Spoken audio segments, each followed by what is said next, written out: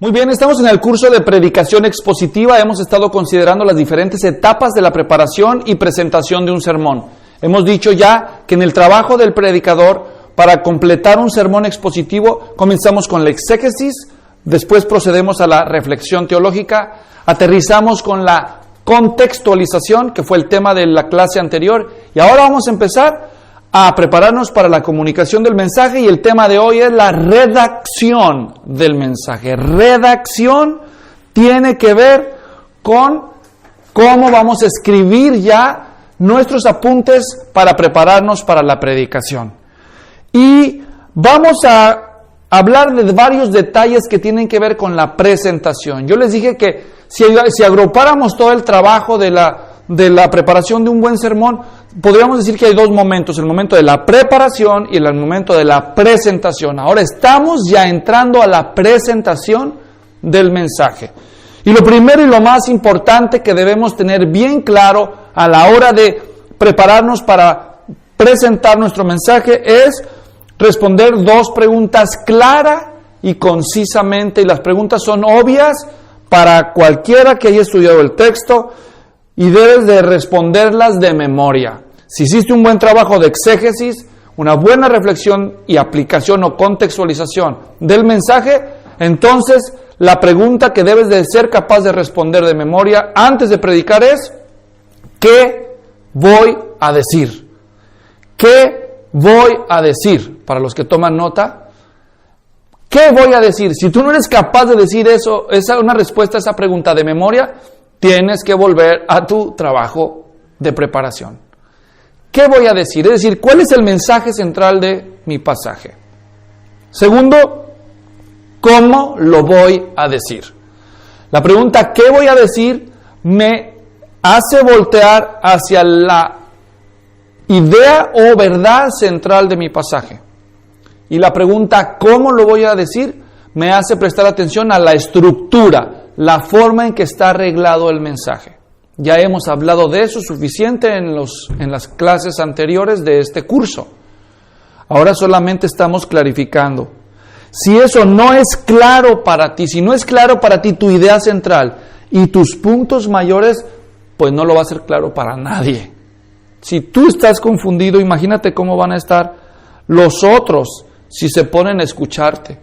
La Escritura dice en 1 Corintios que Dios es un Dios de orden y Dios nos creó para pensar de manera ordenada, de manera lógica.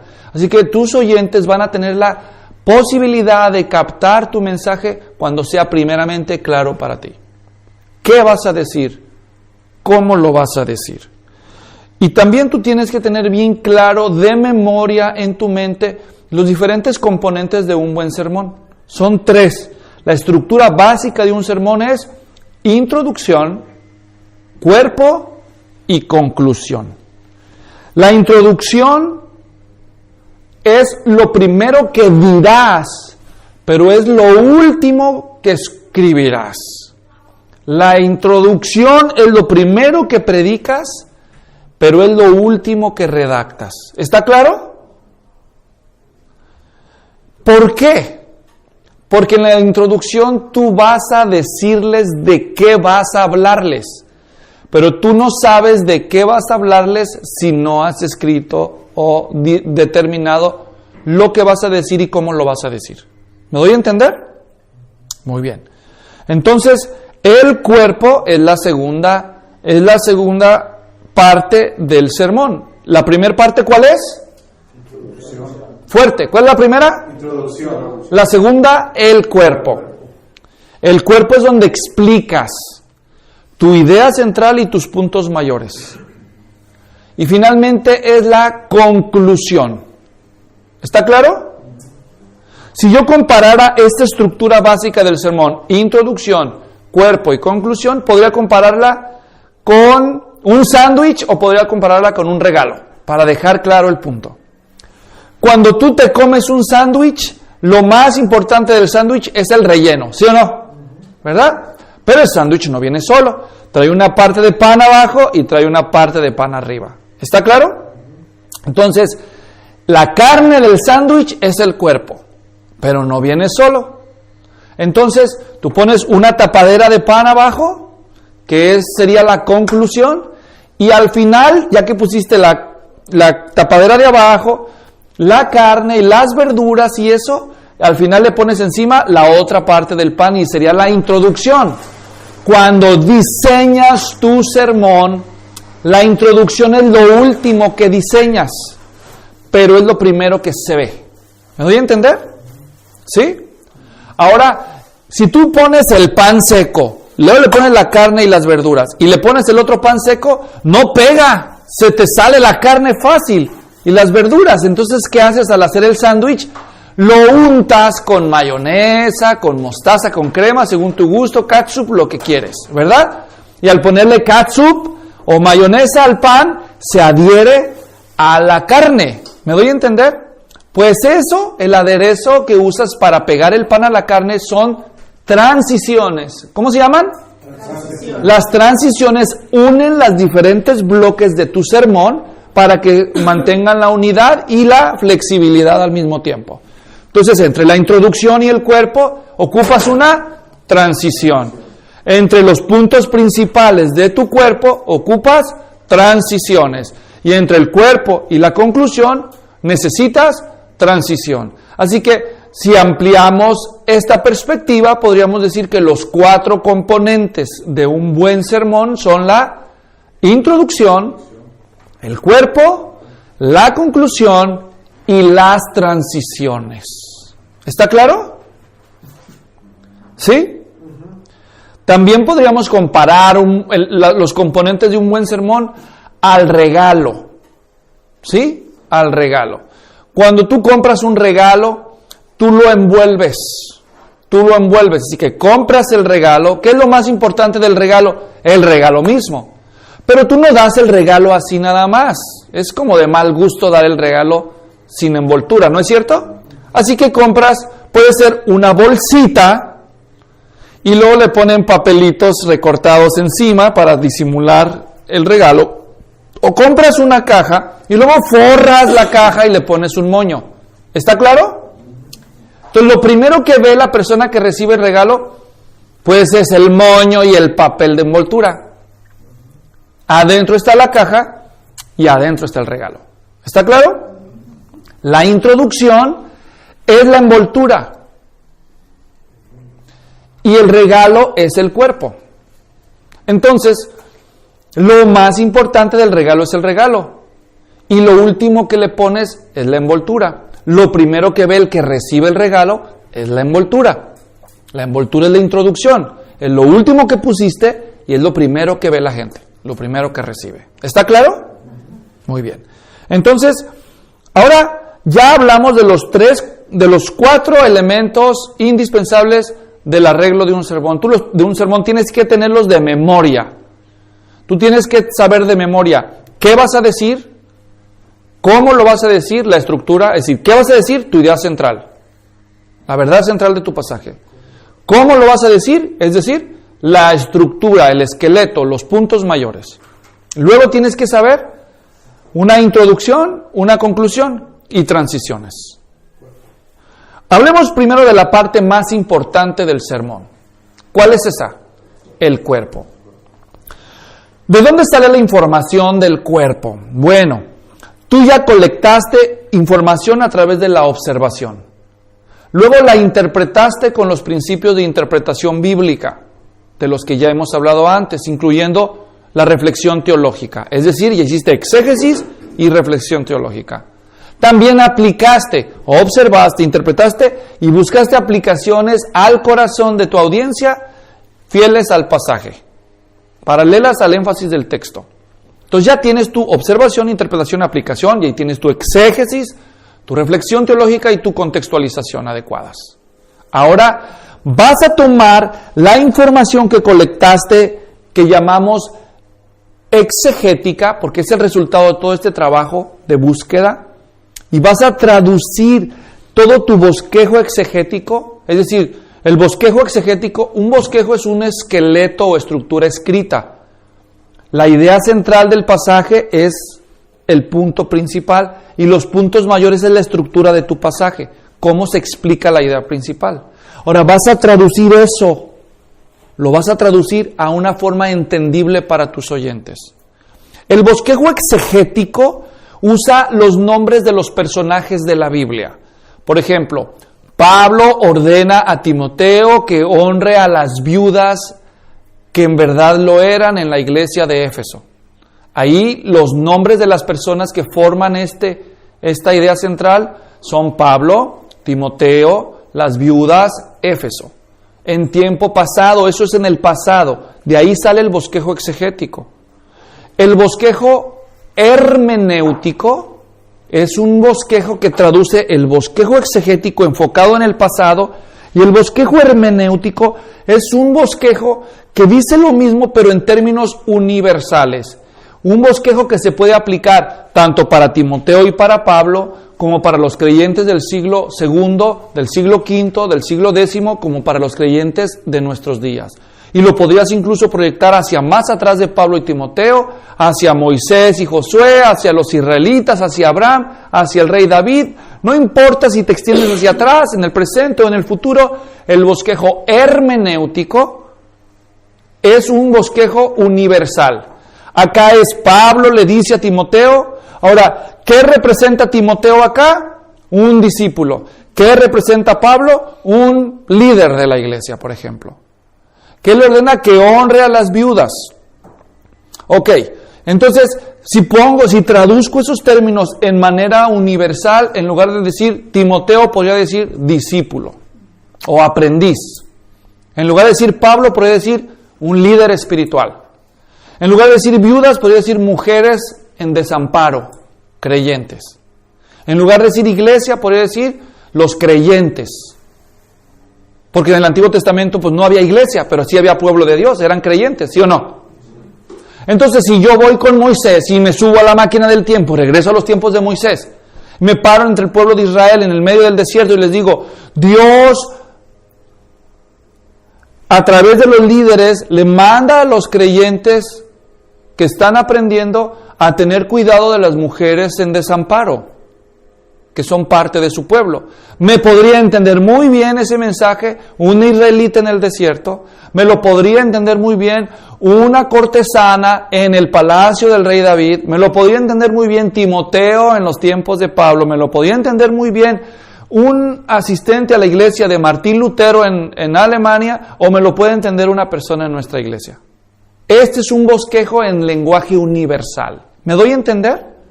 Estoy haciendo un cambio de algo exegético a algo hermenéutico, algo que está en términos universales. ¿Me doy a entender? Y después de que tengo este bosquejo hermenéutico, ahora lo voy a traducir a un tercer bosquejo que es el homilético. El bosquejo homilético es volver a traducir ahora el sermón, el bosquejo hermenéutico, pero ahora específicamente aplicado para mis oyentes en el momento presente, en el lugar actual en donde me encuentro predicando.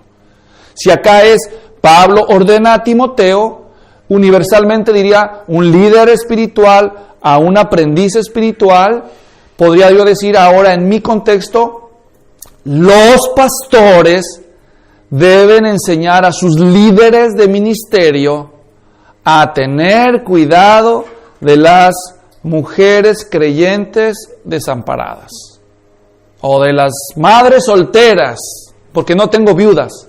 ¿Me doy a entender?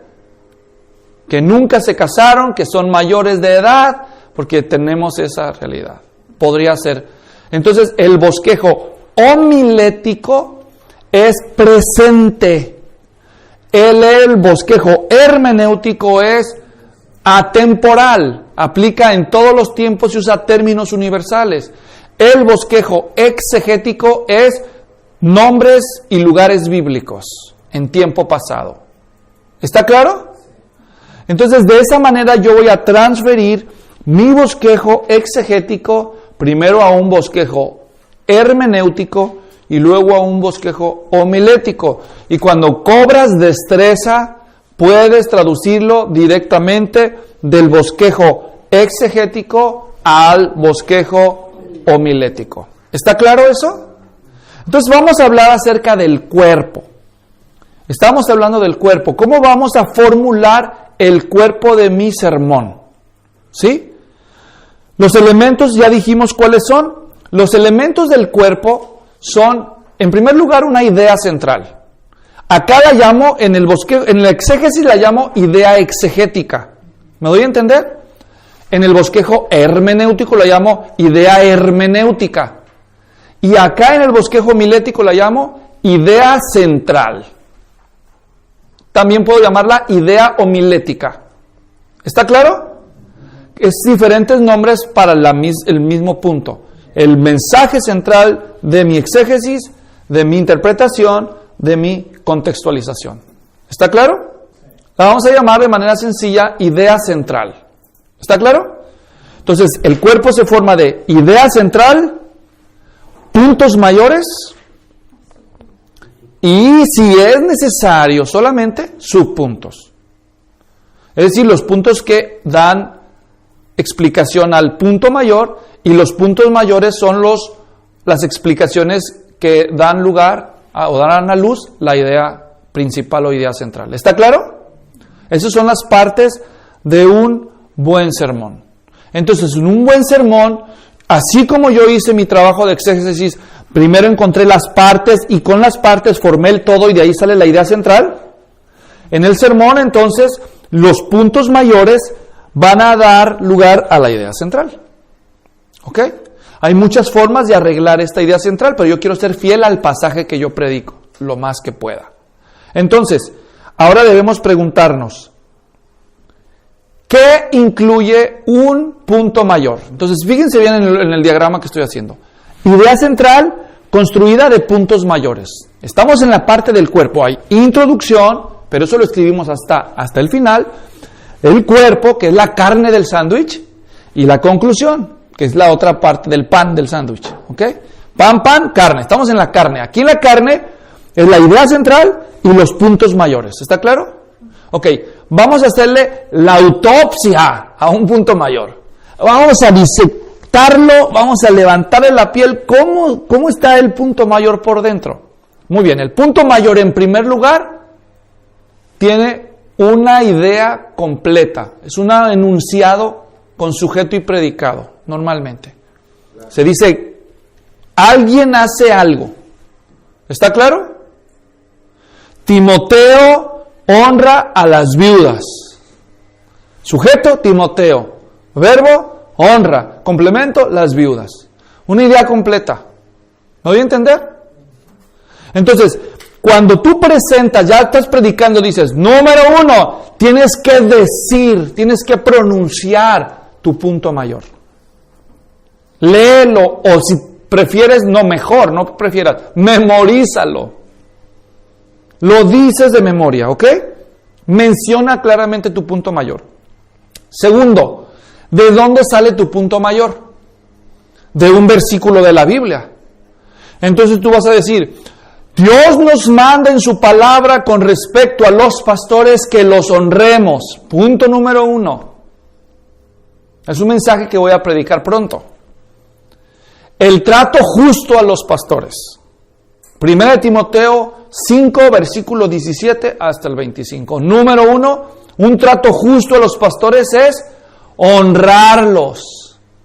¿Dónde dice? Debemos honrar a nuestros pastores. Eso es justo. ¿Dónde dice eso? Vayan conmigo a 1 Timoteo 5, versículos 17 y 18. Y luego hago que la gente vaya al texto. ¿Sí? Ahí en ese versículo se nos ordena que les demos honor a los pastores y que se los demos doblemente. El honor de un buen salario y el honor de nuestro respeto. Vamos a ver cómo dice el texto que debemos honrar a nuestros pastores. Fíjense lo que dice. Dije 3 veces el punto mayor. Pero no lo repetí. Simplemente lo estuve diciendo de diferentes maneras. Cuando tú dices una idea principal de tu bosquejo o un punto mayor y lo dices una sola vez, mucha gente es distraída. Lo dices una vez y no te oyeron. Por eso es importante que tú replantees el punto mayor con diferentes palabras, pero al final el mensaje es el mismo. Lo ideal es replantearlo 2 veces.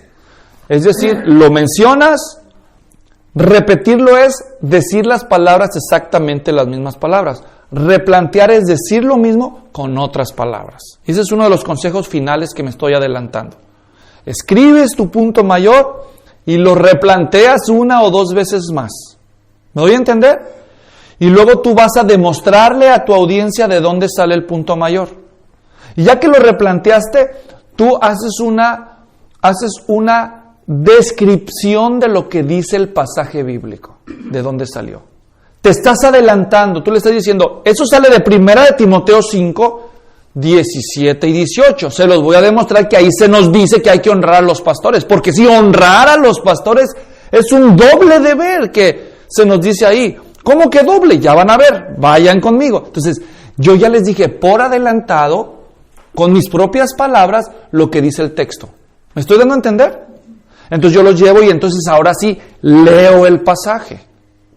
¿Está claro? Leo el pasaje y cuando yo leo el pasaje, ustedes ya van a ir a verificar si es cierto lo que dije. Por eso me sirve hacerlo así. Yo mantengo la atención de los oyentes diciendo, a ver si es cierto que dice eso, a ver si es cierto que es muy chicho, a ver,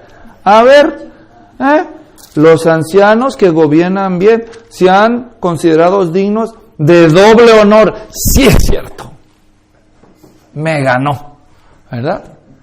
Entonces, tú ya le dijiste la idea de dónde sale, le dijiste qué dice el versículo y lo llevas y entonces dice, sí es cierto, eso dice. No, pues sí, hay que obedecer. Así te lo llevas de la mano. Entonces, mencionas tu punto principal y tú lo replanteas. Mencionas el pasaje bíblico y si puedes se los describes por adelantado y haces que lo lea. Y luego se los explicas.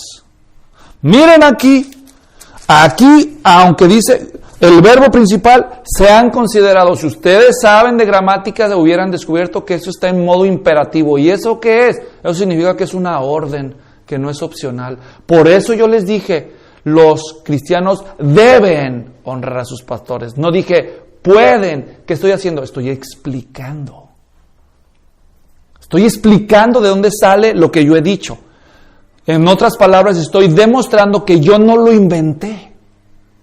Solo lo descubrí. Son 2 cosas diferentes. Es muy importante que hagamos esto bien. Porque ¿cómo se llama esto que estamos haciendo? Predicación expositiva. Estoy explicando el texto. ¿Qué es lo contrario? Si la autoridad no viene del texto, entonces ¿de quién viene? Del hombre. Cuando el hombre se para y dice, yo quiero que ustedes, yo les digo, yo sé, yo se los digo, créanme, ese es un mal mensaje. Y abundan los sermones así. Y impresionan a los creyentes, qué bárbaro. Dicen, no hombre, se habló con una autoridad. ¿Cuál autoridad? ¿Autoridad humana? Pues tanta tu autoridad como la mía. Yo pienso lo contrario. Pero cuando yo te digo, los cristianos deben honrar a sus pastores, miren, es una orden de Dios. Aquí está en modo imperativo, es decir, es una orden. Dice, sean considerados. Y si alguien sabe de gramática, y ahora que contamos con dispositivos electrónicos, miren, cuando yo he tenido el privilegio de escuchar un sermón, en mi propio celular, ahí facilito en mi tablet, ¿alguien dice algo?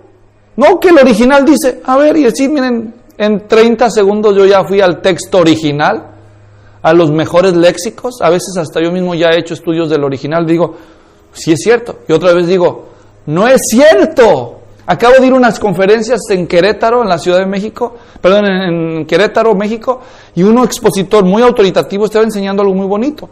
Y él empezó a explicar de un pasaje de la Biblia que yo ya tengo bien estudiado, gracias a Dios. Y dijo algo, pero con una autoridad que todos se quedaron diciendo, wow, ¿eso dice el griego? Y yo dije, no, eso no dice. Bueno, no se lo dije, no iba a interrumpir su sermón tan elocuente, ¿no? Pero no me intimidó ni me impresionó. ¿Por qué? Porque yo ya he ido a la fuente original. Y yo ya lo puedo verificar. Tú no sabes quién te escucha, Pero si tú dices algo que no es cierto, te pueden pescar bien fácil. Pero si tu autoridad viene del texto, los desarmas. ¿Me entiendes? Simplemente le dices, no, pues usted no está de acuerdo, no hay problema. Yo no lo escribí, yo nomás soy el heraldo del rey. Ay, arréglese con el rey. ¿Verdad? Así de sencillo. Entonces, menciónalo. Estamos haciéndole la autopsia a un punto mayor del bosquejo, ¿verdad? Digo cuál es el punto y lo replanteo. Menciono el pasaje bíblico y se los adelanto tantito y luego los llevo al texto y empiezo a explicarlo. Si el texto es suficientemente claro, no tengo por qué perder el tiempo metiendo una ilustración. Pero si amerita la ilustración, entonces pienso, ¿cómo les explico esto para que me lo entiendan? Hay gente que tiene el don para encontrar ilustraciones tan precisas que dices, wow. Y hay otros que meten unas ilustraciones que dices, no, mejor no digas ilustración porque los vas a confundir. Las ilustraciones son para aclarar, no para oscurecer una verdad. Ten cuidado porque hay ilustraciones tan buenas que hay pastores que construyen sermones alrededor de una ilustración. Son seducidos por el cuento. Pues tú no quieres eso. Tú eres un predicador expositivo. Tú quieres explicar el pasaje con claridad. Si no es suficientemente claro en tu perspectiva, agrega una buena ilustración. ¿De dónde sacas la ilustración? De donde sea, mientras sea precisa para el propósito de tu punto. ¿Me doy a entender? Entonces, repasando, estoy viendo un punto mayor, lo anuncio, lo replanteo, lo anuncio y replanteo. Segundo, los llevo al pasaje bíblico y se los adelanto tantito y luego que lo vean y se los explico. Y ya que se los expliqué, si no me siento satisfecho con la explicación, entonces les doy una ilustración, ¿verdad? Les doy una ilustración, o sea, yo les di ahorita, por ejemplo, al explicarles esto, les di la ilustración del sándwich, ¿verdad? Todos han comido un sándwich aquí, entonces saben que el sándwich tiene pan y comida, ¿verdad? Entonces, también les di la ilustración del regalo. Todos han visto un regalo, la mayoría, espero que todos los que ven el video también, ¿verdad? Si no, pues, ni modo.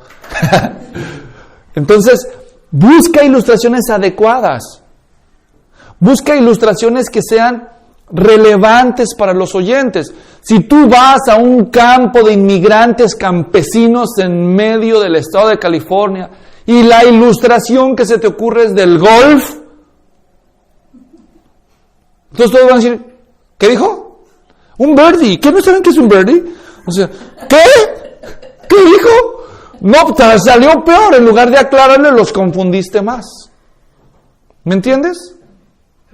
Vas con los abuelitos, les das un estudio bíblico y luego le dices, es como los smartphones, cuando mandas un Snapchat. O sea, ni celular tienen los pobres viejitos, ni para la calculadora son buenos ya, algunos. Entonces busca ilustraciones que cumplan su misión, solo si son necesarias. Si no son necesarias, no te compliques ni les compliques a ellos el trabajo. ¿Está claro? ¿Cuál es el objetivo? Dejarlo claro. No es impresionarlos ni entretenerlos. ¿Está claro? Bien, entonces estamos analizando las partes del punto mayor. Estamos aquí haciéndole la autopsia. Lo mencionas, los llevas al pasaje, lo explicas, si es necesario lo ilustras y lo aplicas si el pasaje te da para aplicar de manera relevante. Acuérdate que tú quieres aplicar siguiendo los principios que vimos en el video de la contextualización. ¿Está claro? Siendo fieles. Entonces, normalmente un punto mayor sí tiene alguna aplicación. Si la tienes, de una vez la das la aplicación. Y entonces, ya que la aplicaste, entonces retoma la idea central. Así es. Dios nos manda tratar con justicia a los pastores. Un Dios justo espera un pueblo justo. Y se tiene que tratar, los líderes tienen que ser justos hacia los creyentes y hacia Dios, y los creyentes también tienen que ser justos hacia los pastores. Y en el mensaje de hoy, la idea es que deben recibir un trato justo los líderes de la iglesia. Los pastores merecen un trato justo. El primer trato justo que merece un pastor es que se le dé honra cuando es un buen gobernante, un buen dirigente, un buen anciano merece doble honor. Segunda forma de mostrar justicia hacia tus pastores es pidiendo testigos y evidencias antes de aceptar una acusación en su contra. Versículos 19 en delante. Vayan conmigo. Miren cómo Dios quiere que antes de aceptar acusaciones contra los pastores, que haya testigos.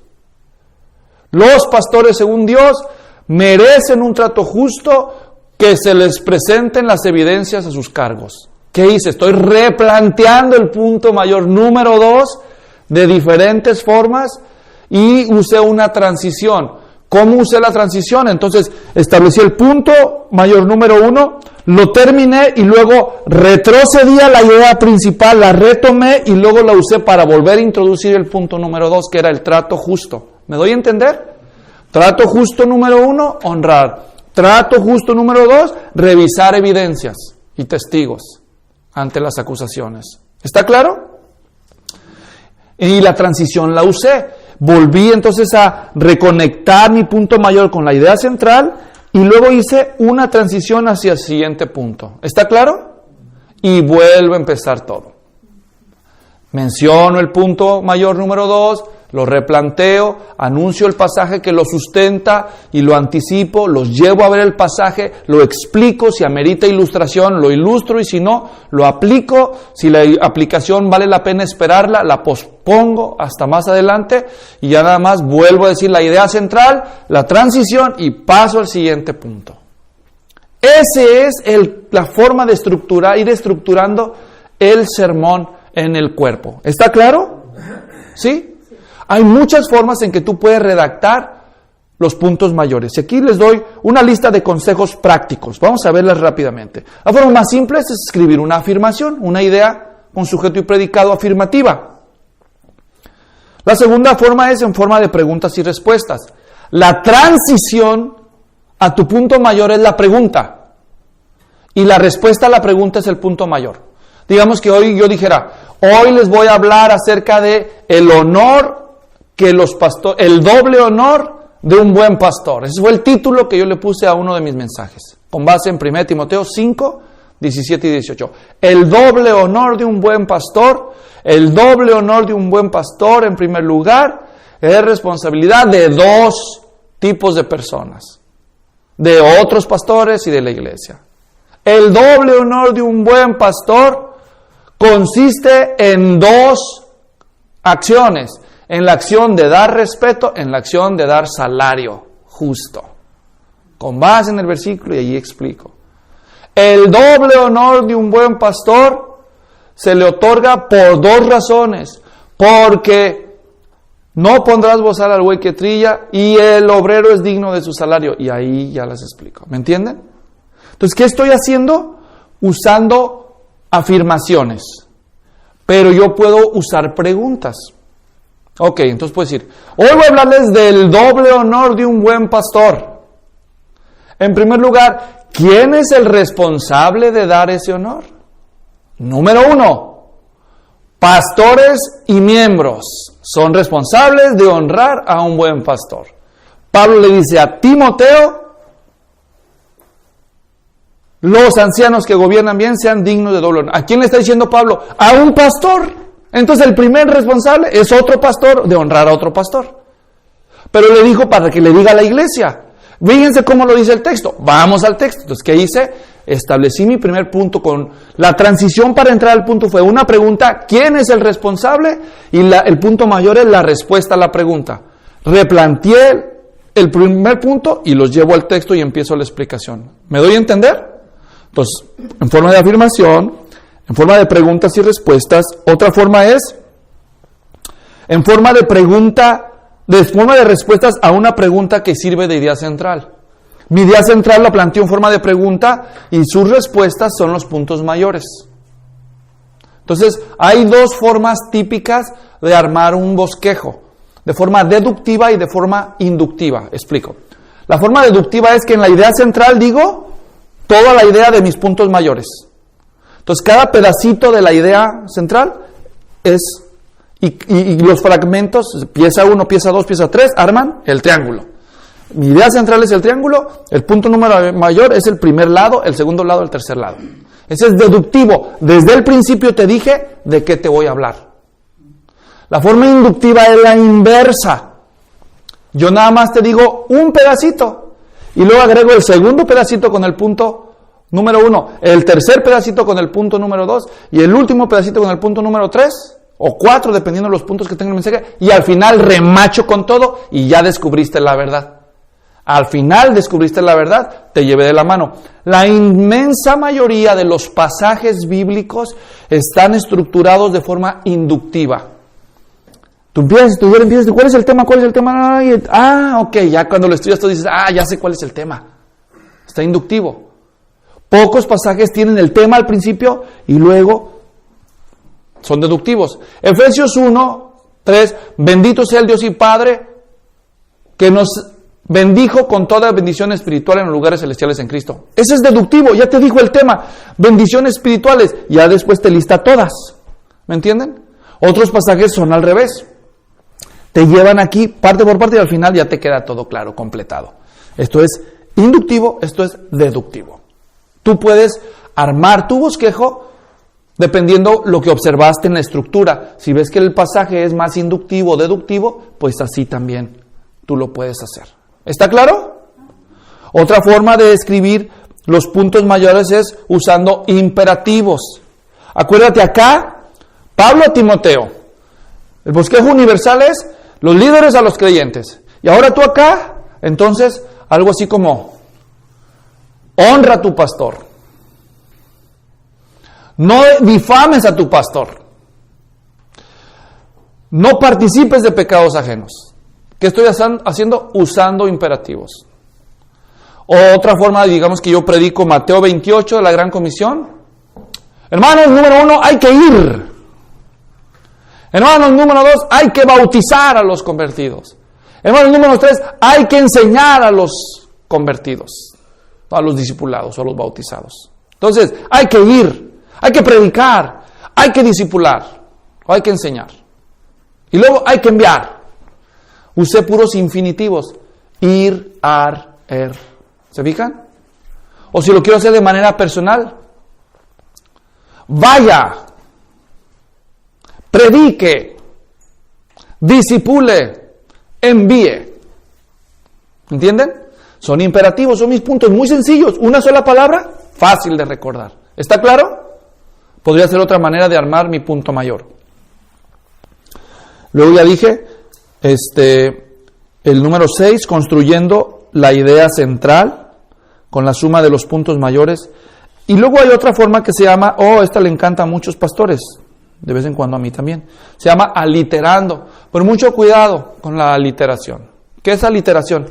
Que cada punto mayor empieza con la misma letra del alfabeto. ¿Sí?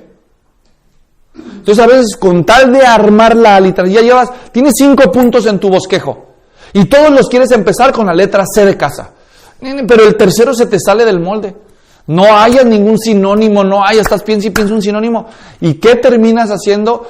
Te rindes ante el ídolo de la aliteración y terminas haciéndole manita de puerco al texto y le pones una palabra que se le parece pero que realmente no es lo que significa el texto, y con tal de conservar la aliteración ya torciste el mensaje. Mucho cuidado. ¿Me entienden?